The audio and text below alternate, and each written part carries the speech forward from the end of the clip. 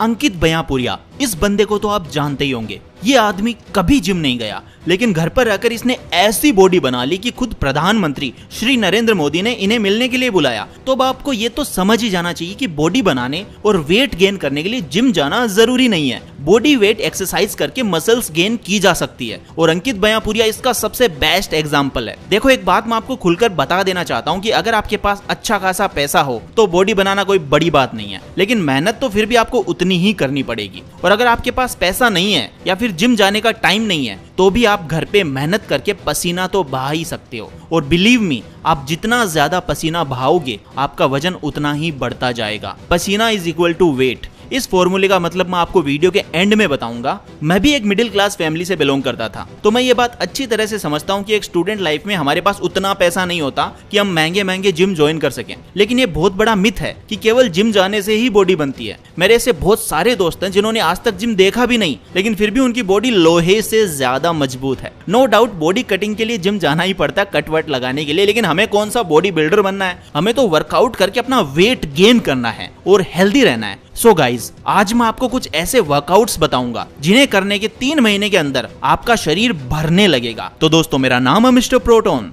So let's crack the secret of home workout.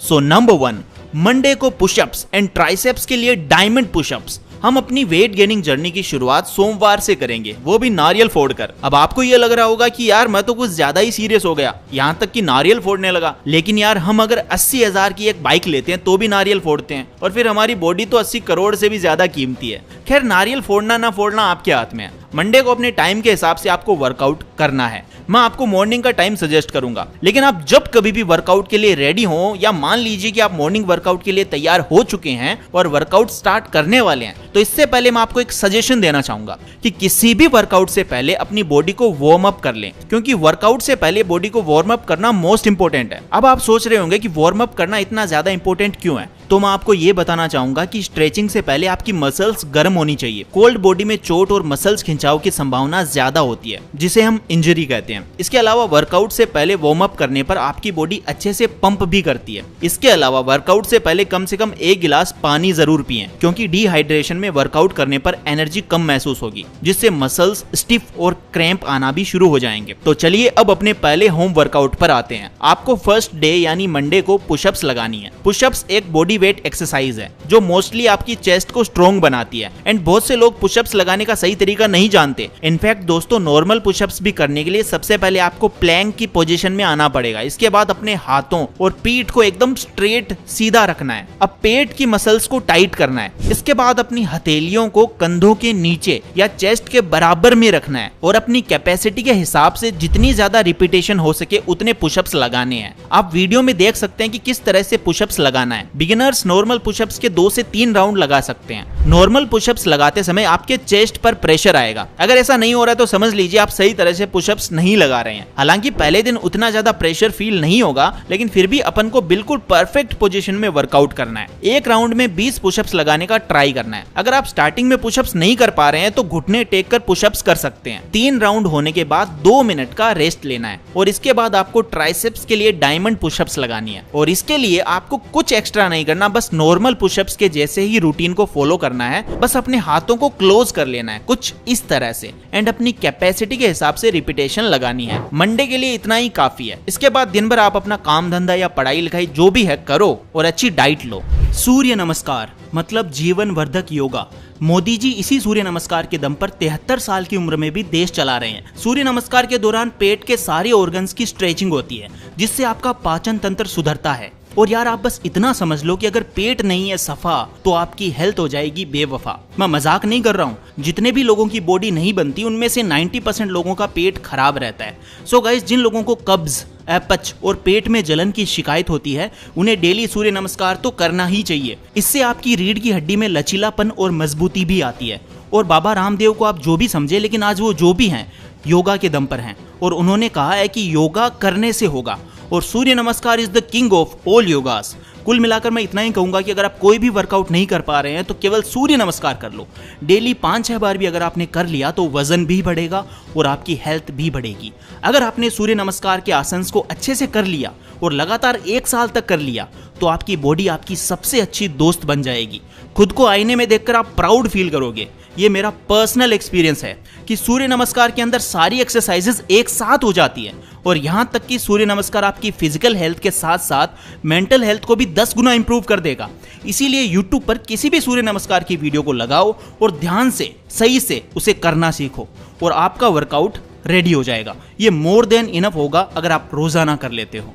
So number 2, Tuesday को pull up and dumbbell से biceps. Tuesday को आपको pull up करना है। Pull up के लिए या तो आप घर पर कोई सिस्टम बना लीजिए या घर की रैक पर भी इसे कर सकते हैं, लेकिन रैक पर पुल अप करते समय हैंड ग्लव्स जरूर पहन लेना वरना हाथ छिल जाएंगे भाई। पेड़ की नीचे वाली डाली पर या पार्क में लगे झूले के पाइप पर भी बढ़िया पुल अप हो जाते हैं। जितना आपके अंदर दम हो उतने पुल अप करने हैं। पुल अप करने के बाद करना है बाइसेप। बाइसेप के लिए सबसे बढ़िया चीज होती है डंबल्स। आप मार्केट से या ऑनलाइन 1000 से 500 रुपए में डंबल्स मंगा सकते हैं, जिंदगी भर काम आएंगे। और अगर पैसे खर्च नहीं करने हैं तो घर पर भी डंबल बना सकते हैं। और देखो यार, जिसे करना होता है वो सब जुगाड़ कर ही लेता है। इतने एफर्ट तो आपको करने ही होंगे। डंबल से बाइसेप कैसे लगाना है वो आप इस वीडियो में देख सकते हैं।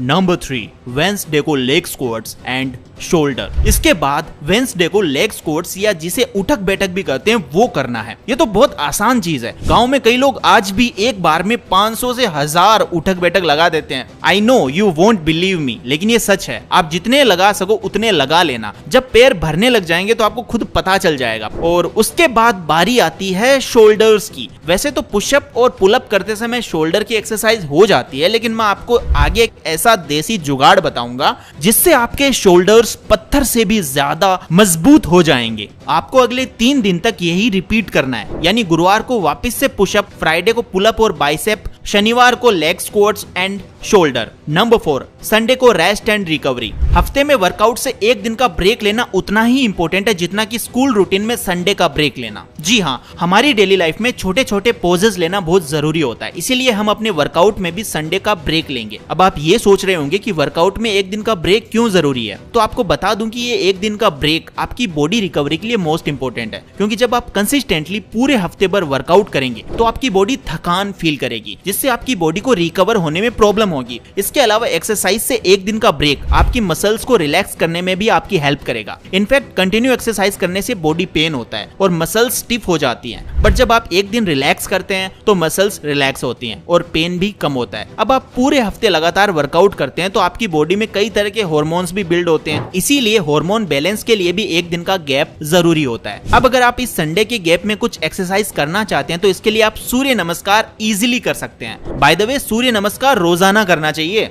इसीलिए अगर आप चाहें तो इसे डेली वर्कआउट में भी शामिल कर सकते हैं। अब सूर्य नमस्कार के क्या क्या बेनिफिट्स हैं ये तो आपको बचपन से बताए जा रहे हैं, तो ब्रेक वाले दिन यानी संडे को सूर्य नमस्कार करना ही करना है। बाकी संडे को आपको ज्यादा कुछ नहीं करना है। संडे के दिन जितना हो सके उतना रेस्ट करो और अच्छी डाइट लो, और जितना आप ज्यादा पानी पियोगे उतना ज्यादा सही रहेगा, क्योंकि ये तो आपको पता ही होगा कि हमारी बॉडी 70% पानी से बनी है, तो पानी कम नहीं होना चाहिए। इवन मैंने तो बड़े बड़े एथलीट और बॉडी बिल्डर को देखा है जो संडे को टाइम पास करने के बजाय दिन भर रेस्ट करते हैं और अच्छी नींद लेते हैं। अरे मुझे अचानक से याद आया, मैं शोल्डर की एक्सरसाइज के बारे में कुछ बताने वाला था, और उस चीज का नाम है रस्सी। अगर आपने कभी पुराने जमाने की फोटो या पुराने जमाने की फिल्मों को ध्यान से ऑब्जर्व किया है तो जब भी इंसान घर से बाहर जाते थे तो उनके कंधे पर एक लंबी रस्सी जरूर होती थी। जंगल में शिकार करने जाना हो या फिर लंबी यात्रा पर जाना हो, रस्सी उनका सबसे बड़ा हथियार हुआ करती थी। लेकिन जिम और मॉडर्न कल्चर में लोग रस्सी की अहमियत भूलते जा रहे हैं, और मैं ये इसीलिए बता रहा हूँ क्योंकि रस्सी से आप बॉडी भी बना सकते हैं। अपने घर की छत या आसपास किसी भी पेड़ के ऊपर रस्सी डालकर आपको उसके ऊपर चढ़ना है। जब आप ऐसा करोगे तो आपके शोल्डर और बैक पर बहुत ज्यादा प्रेशर पड़ेगा, और आप खुद करके देख लेना, अगर 1 महीने तक आपने ये कर लिया तो आपके हाथों की ग्रिप,